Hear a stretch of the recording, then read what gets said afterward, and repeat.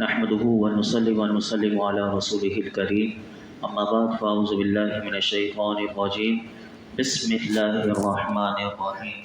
ولقد بوأنا بني إسرائيل مبوأ صدق ورزقناهم من الطيبات فما اختلفوا حتى جاءهم العلم إن ربك يقضي بينهم يوم القيامة فيما كانوا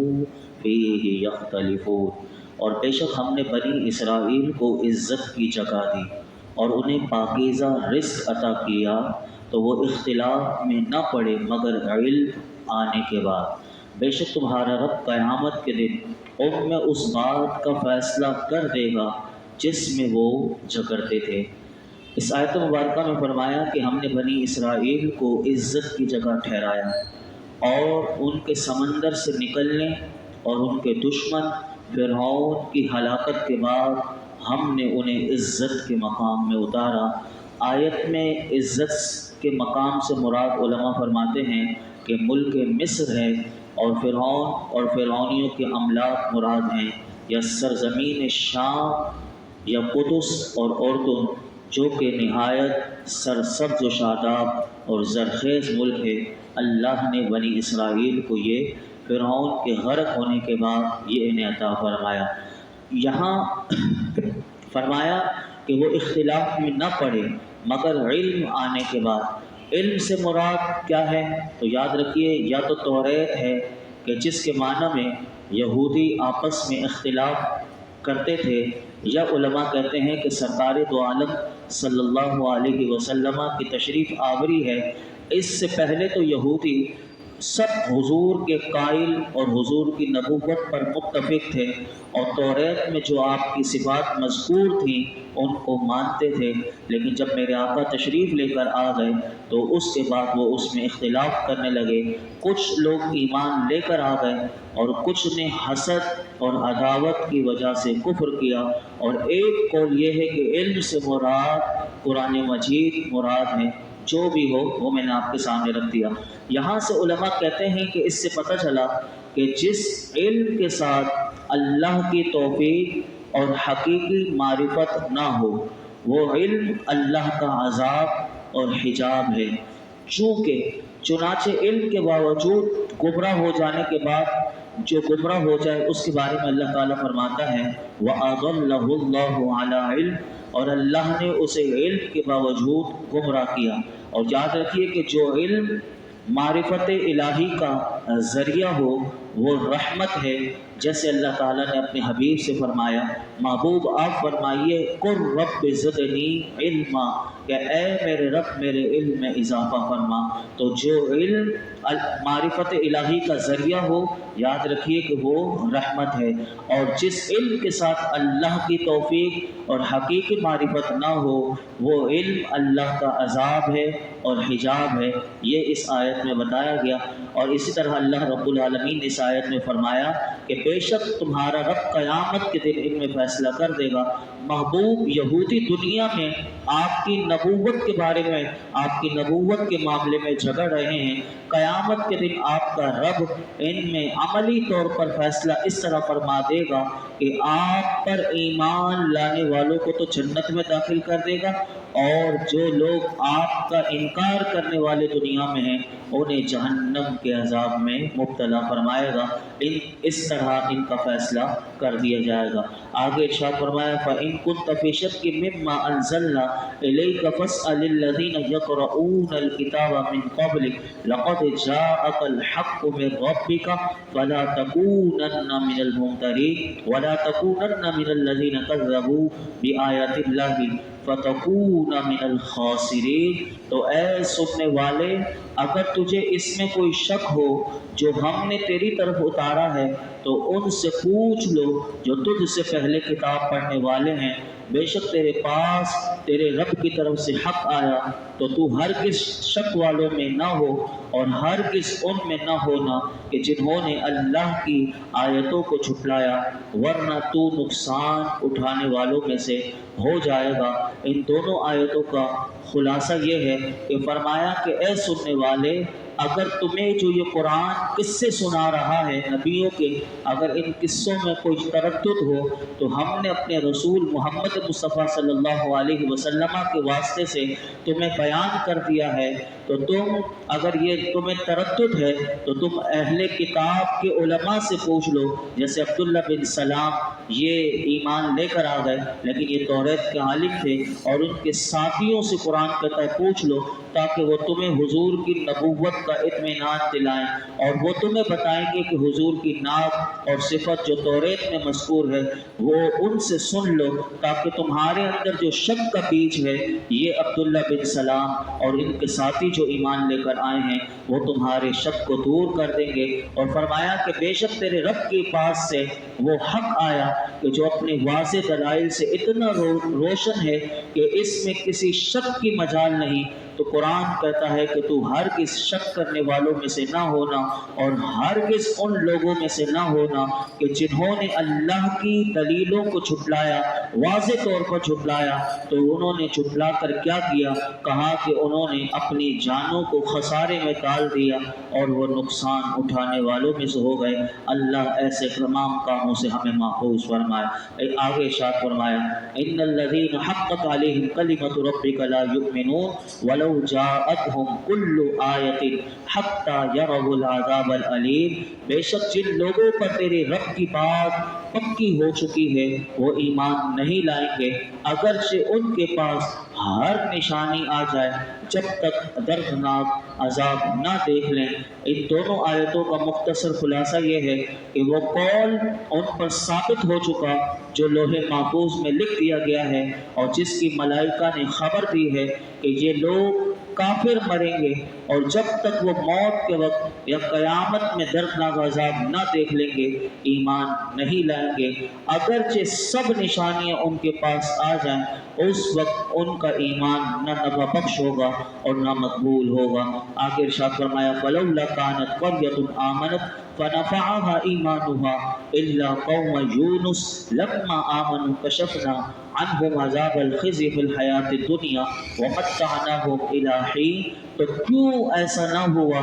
کہ کوئی قوم ایمان لے آتی تاکہ اس کا ایمان اسے نفع دیتا، لیکن یونس کی قوم جب ایمان لائی تو ہم نے ان سے دنیا کی زندگی میں رسوائی کا عذاب ہٹا دیا اور ایک وقت تک انہیں فائدہ اٹھانے دیا۔ قرآن کہتا ہے فلولا، کیوں ایسا نہ ہوا؟ اس سے کیا مراد ہے؟ اس سے مراد یہ ہے کہ ان بستیوں والوں میں سے جنہیں ہم نے ہلاک کیا، کیا کوئی قوم عذاب کا مشاہدہ کرنے سے پہلے کفر چھوڑ کر اخلاص کے ساتھ توبہ کر کے اگر ایمان لے آتی، جس طرح فرعون نے اپنا ایمان لانا مؤخر کیا؟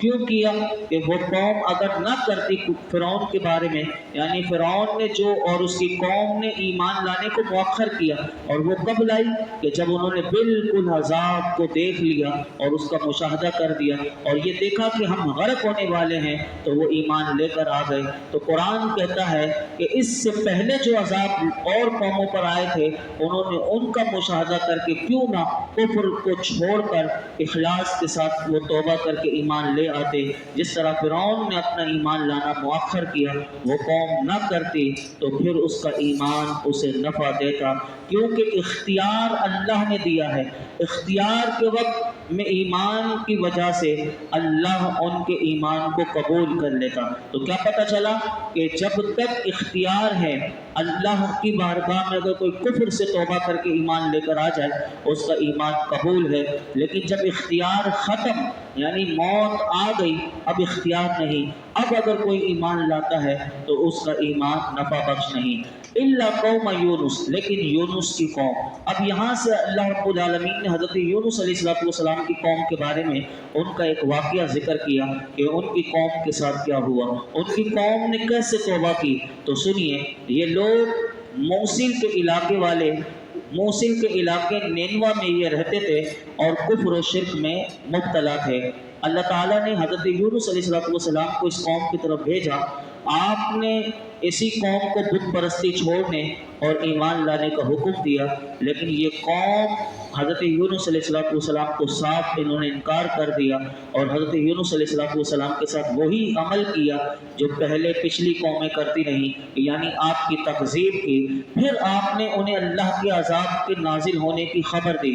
ان لوگوں نے جب عذاب کی خبر دی، اب اتنی عقل ان کے اندر تھی کہ انہوں نے آپس میں کہا کہ حضرت یونس علیہ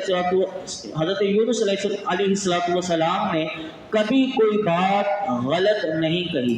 اپنی بت پرستی نہیں چھوڑے، کفر کو نہیں چھوڑے، لیکن ان کا ایمان دیکھیں کتنا تھا کہ انہوں نے کہا کہ اگر آج رات حضرت یونس علیہ السلام یہاں پر رہے تو ہمیں کوئی اندیشہ نہیں، اور اگر حضرت یونس علیہ السلام نے آج کی رات ہماری بستی سے اگر وہ چلے گئے تو سمجھ لینا کہ پھر اللہ کا عذاب آئے گا۔ پھر جب رات ہوئی تو انہوں نے حضرت یونس علیہ السلام کو وہاں سے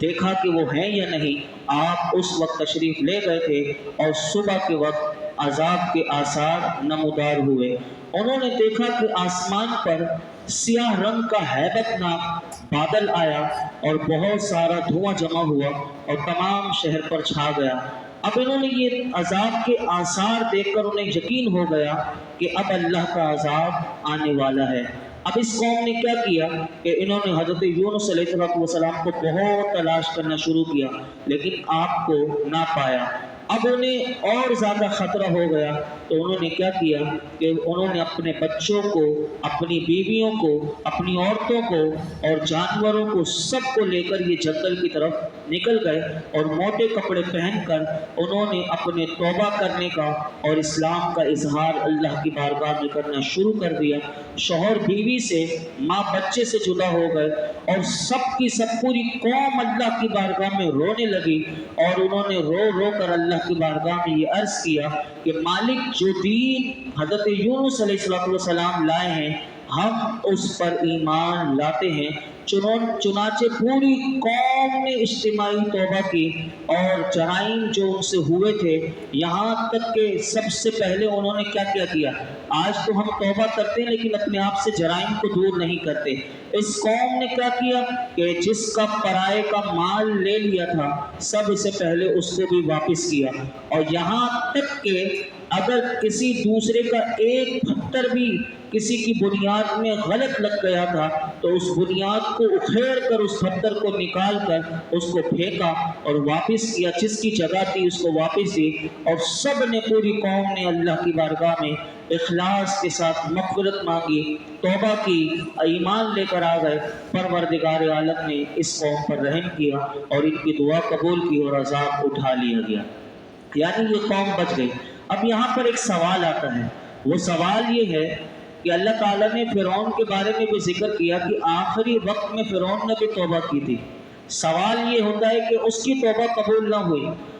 حضرت یونس علیہ السلام کی قوم نے آخری وقت میں عذاب کے وقت توبہ کی لیکن ان کی توبہ قبول ہو گئی، تو دونوں کی توبہ میں فرق کیوں ہے؟ اب یہ سوال ذہن میں آتا ہے تو اس کا جواب امام فخر الدین رازی رحمۃ اللہ علیہ نے بڑا خوبصورت دیا۔ اس کا جواب یہ ہے، آپ نے فرمایا فرعون کی توبہ اور حضرت یونس علیہ السلام کی توبہ میں واضح فرق ہے، وہ یہ کہ فرعون نے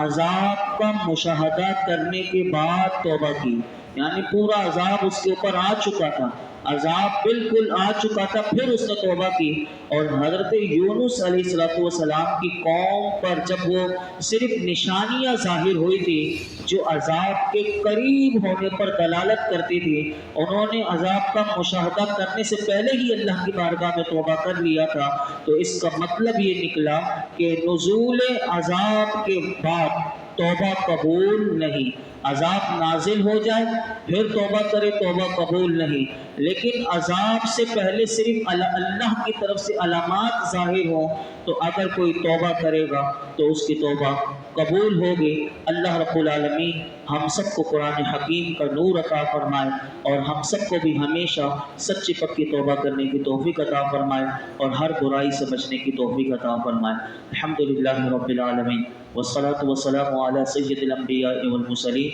وعلى آله وأصحابه أجمعين. اللهم ربنا آتنا في الدنيا حسنة وفي الآخرة حسنة وقنا عذاب النار. یا رب العالمین ہم سب کا درس قرآن دیکھنا سننا سنانا اپنی بارگاہ میں قبول فرما، نماز عشاء ادا کرنا اپنی بارگاہ میں قبول فرما، اخلاص اور یقین کی دولت عطا فرما، قرآن حکیم صحیح سمجھنے اور سمجھانے کی توفیق عطا فرما، اس میں غور و فکر کی توفیق عطا فرما. یا اللہ ہم سب کو قرآن حکیم کا قدردان بنا دے، اس کی حکمتوں سے ہمیں مال مال کر دے، اس میں غور و فکر کی توفیق عطا کر دے، مالک اس پر عمل کا جذبہ عطا کر دے، ہم سب کو عمل بنا دے. قرآن حکیم کا نور ہماری زندگیوں میں عطا کر دے، ہمارے گھروں میں عطا کر دے. یا اللہ ہم سب کو حقیقی نیک پرہیزگار بنا دے. ہم مولا کریم قرآن حکیم کی شب و روز تلاوت کرنے، اسے سمجھنے عمل کرنے اور دوسروں تک اس کا پیغام پہنچانے کی توفیق عطا فرما. ہمیشہ حق اور سچ بولنے کی توفیق عطا فرما. ہر برائی ہر گناہ سے بچنے والا بنا دے.